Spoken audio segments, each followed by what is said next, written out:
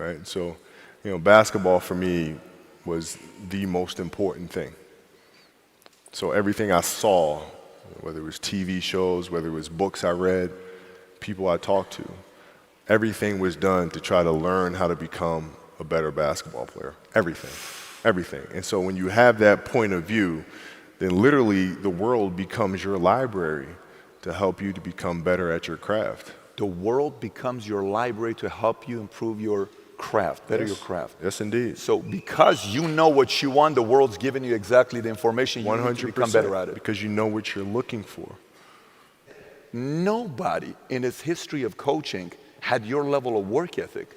I mean, you hear so many guys tell stories about your work ethic.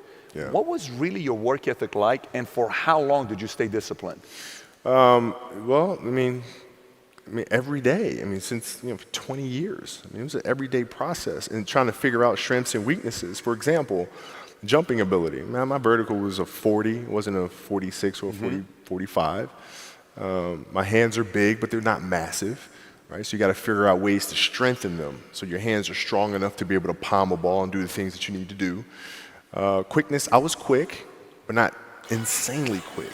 I was fast, but not ridiculously fast, right? So I had to rely on skill a lot more.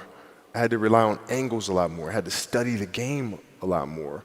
And but I enjoyed it though. So like from the time I can remember when I started watching the game, I studied the game, and it just never changed.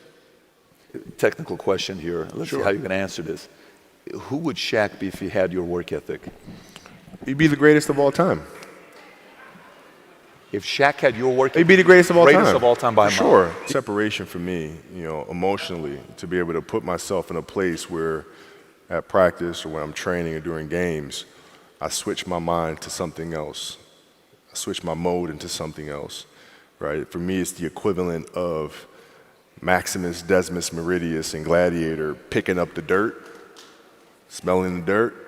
It's go time, right? So that was my mental switch. It was like an actor getting ready for a film. You got to put yourself in that cage.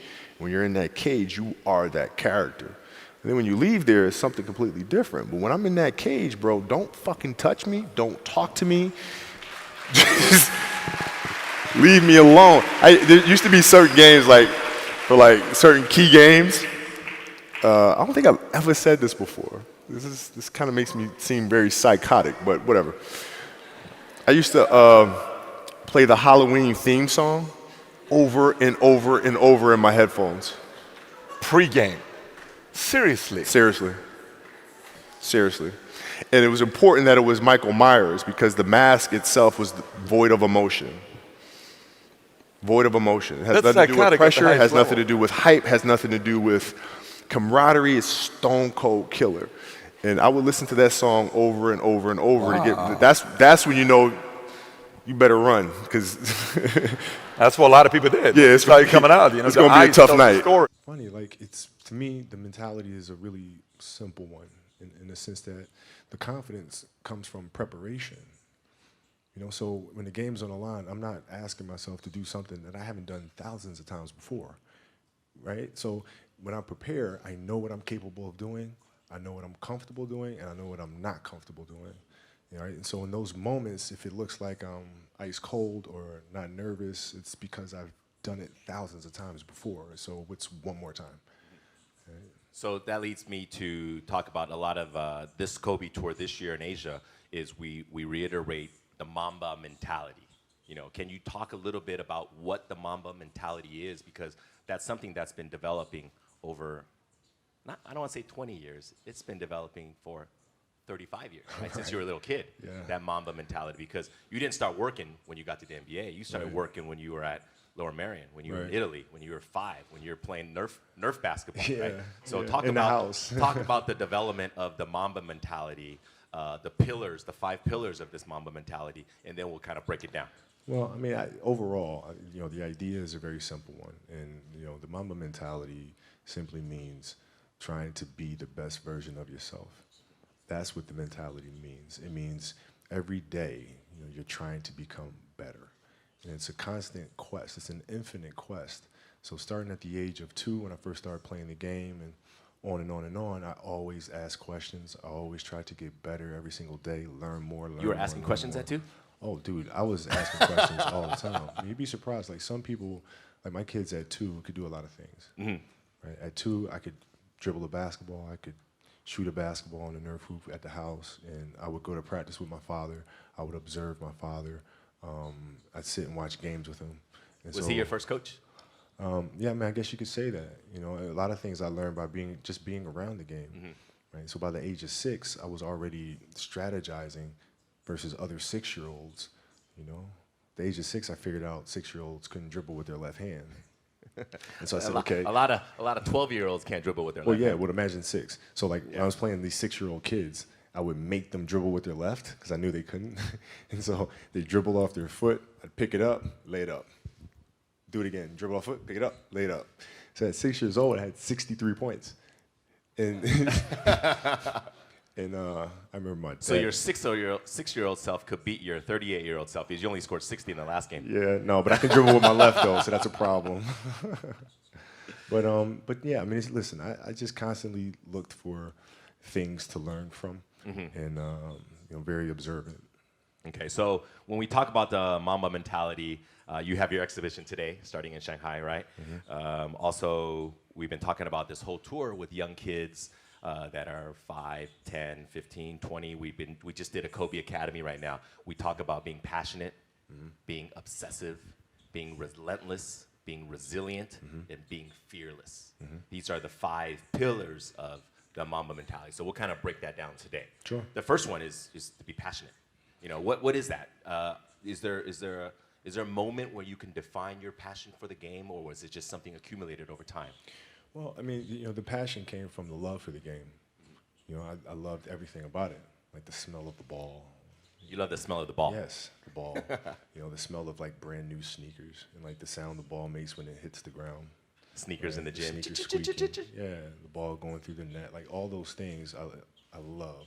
And so the passion comes from that, because once you have that love, you just want to be a part of this thing all the time. When you talk about this love, when does it develop? Did you like it when you were 5, or is it something that kind of gradually? It was 2. I was born, and I was born to play basketball. You know what I mean? And I played a lot of different sports, but nothing brought me the sense of peace and of escape, you know, that the game of basketball did.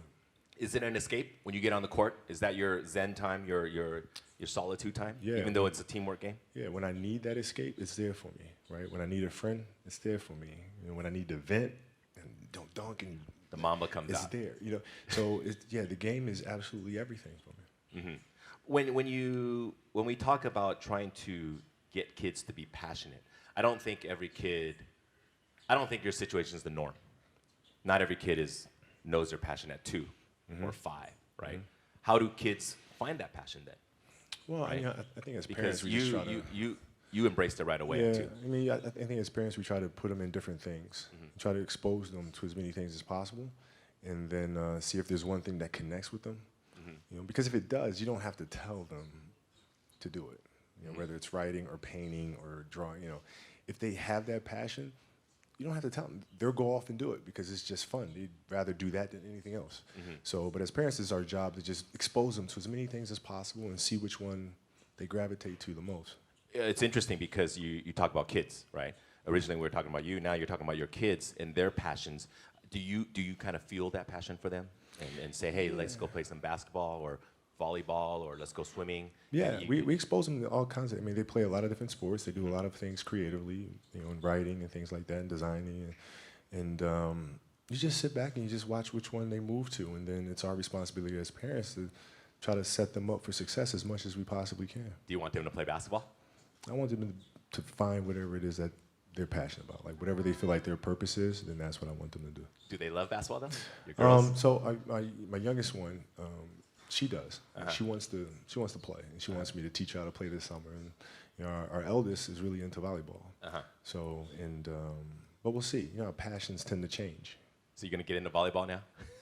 Well, yeah. I mean, my sister was a great volleyball player, so we have a teacher in the family. Is there one moment where you can say it defined your passion for basketball? Is there a story or moment when you said, "Damn, that was it. That was like when I felt really passionate." No, it doesn't. It never leaves. It never leaves. Like the game is just a part of me. So it never leaves. Even now that I'm retired, everything that I've learned from the game of basketball, I've carried it over into life. Like basketball's helped me be a better person, a better friend, a better How so? father. Well, because there's life lessons that are within the game, like communication, like unselfishness, like attention to detail, and empathy and compassion. Like all those things are in the game. And as an athlete, if we are aware of those things, it helps us become better human beings. And you can apply that toward your post basketball days, your retirement, into your business world, your Sure. future ventures. Sure. I mean, you can apply. I was applying that even while I was playing, just in life outside of the game, and even more so now. In building a business and all these things. The kind of culture you want to have. All those things are directly learned from the game of basketball for me. Next up is the next pillar: be obsessive. Obsessive. That's I think a lot of people equate that with you. Kobe is obsessive in a lot of things. Yeah. We've been doing this for what, 8 years now, Asia tour. I've been with you for a long way. The one moment that stands out of we've done, I don't know how many done. We've done what, 800 events. The one time was 4 a.m. We went out to practice at 4 a.m. And that was your idea to do it. But, and I then mean- all these Nike people are like, no, let's not do that. And then you're like, let's do it at 4 a.m. So you got security, you got brand marketing, sports marketing going, no, let's not do it. You're like, let's do it. Because that's your obsessiveness, right? I mean, to me, it just makes complete sense. Not to us. But I don't like. Okay, so See, all right. Usually, I'm sleeping at 4 a.m. You're Yeah. working out. So Well- talk about that. Okay, so if your job is to try to be the best basketball player you can be, right? To do that, you have to practice, you have to train, right? You want to train as much as you can, as often as you can.